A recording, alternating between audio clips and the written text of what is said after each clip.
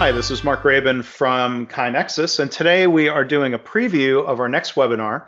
It's going to be presented on Wednesday, June 5th by Chris Burnham. And the title is Solutions for Sustaining an Improvement Program. So to register for that, you can go to www.kainexus.com/webinars. You can register, you can sign up to get email notifications about future webinars, and we're really looking forward to this one. And we've got Chris Burnham with us today to give a bit of a preview. Chris, how are you?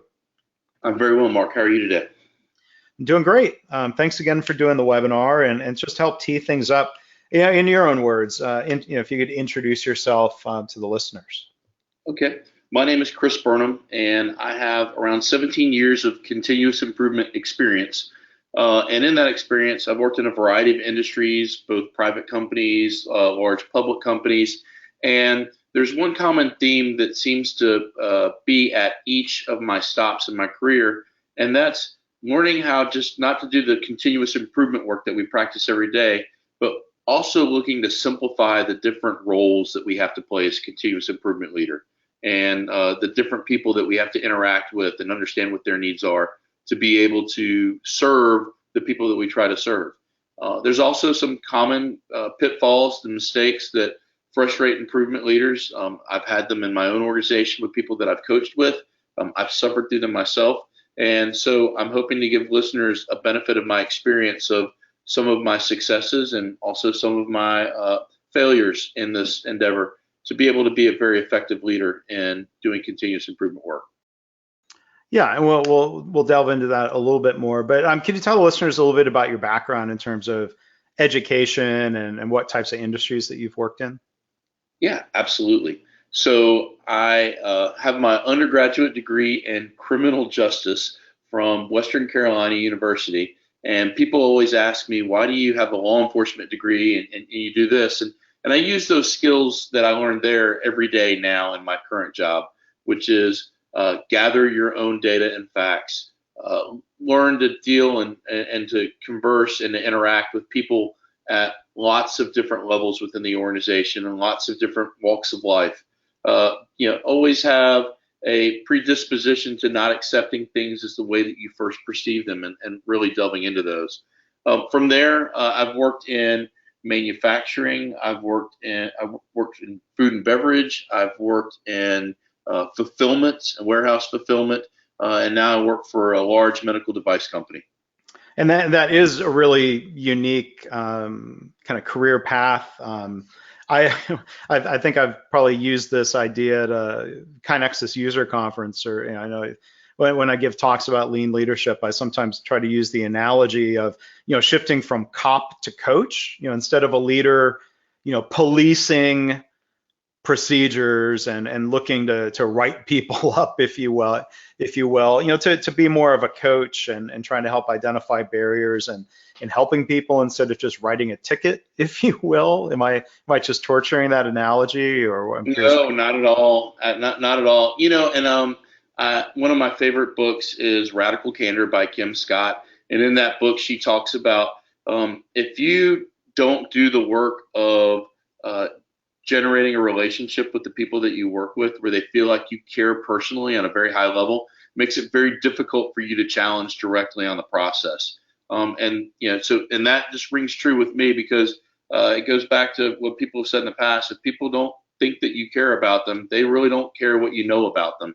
Mm-hmm. So you have to be very distinct in how you approach working through that so that you can separate the work from the worker and be able to, coach them and get their buy-in for the improvement in the next step. Yeah, well, good. I'm glad that analogy doesn't cause any heartburn. I didn't think it would, but I think it's a different aspect of first responders. I have a friend of mine friend from high school who's a firefighter and EMT in Nevada. And we've talked before and chatted about how it's kind of unfair when we talk about organizations, quote unquote, firefighting. Because firefighters aren't just running around putting out the same fire every day. They're working with the community to be a coach, help prevent fires through education. And I think we can do that with lean. Mark, I had a mentor of mine that once told me, he goes, in organizations where it seems like you are in a perpetual firefighting mode, usually your best firefighters are also your worst arsonists. They're the ones that are setting the fires that they go put out and then say, hey, look at me, I saved us, I put out this fire. So that analogy rings true as well. Yeah. But bringing things back to the webinar, though, again, this is going to be presented by Chris on June 5th. And the title is Solutions for Sustaining an Improvement Program. I mean, maybe it's just the last thing we can cover here, Chris. Obviously, you're going to talk about challenges that you've seen. You're also going to talk about some countermeasures, right? Absolutely. And there's some simple countermeasures that really kind of change the way that you think a little bit about how you approach improvement and change the way that you think about how you interact with the people that you work with. And one of the things similar to this is you were talking about going from cop to coach. If all you seek is compliance, compliance is all you will ever get. And what we're really trying to do from an improvement standpoint is unlock innovation and unlock experimentation and thinking and challenging the status quo. So that's one of the pitfalls that folks can fall into, because compliance is a natural defensive method. If you feel like you get everybody to comply, then problems will creep in. Well, not necessarily, and you're definitely not going to be able to find the adjacent possible with the next step that you take.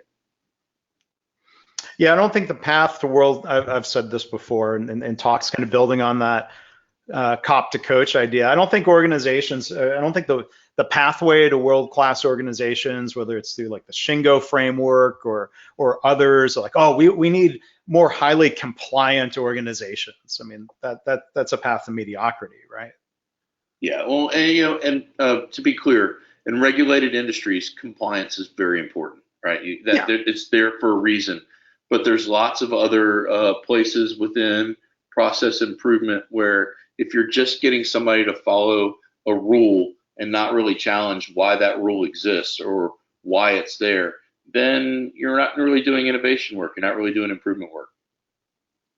So that's a better way of putting it. Compliance can be important, but it might also not be enough. Absolutely. Yeah. Well, there's going to be a lot of great insights that that you're going to share in the webinar, I'm sure. For the listeners, Chris has experience in a lot of different settings. He's got a lot of great stories. I've always enjoyed talking to Chris, so I'm looking forward to the webinar. And again, Wednesday, June 5th. And Chris, I'll give you the last word. Is there anything else you'd like to share with the listeners here? I'm grateful for the opportunity. I think that really what the great thing about continuous improvement is that sense of community and that sense of camaraderie that we develop, because this is kind of a unique thing that we do. So the opportunity, I'm really grateful for KaiNexus giving me the opportunity to share with the community. Well, we're grateful that you're going to be able to do that. So again, our guest today and our presenter for June 5th, Chris Burnham. Chris, we'll talk to you soon. Thanks, Mark.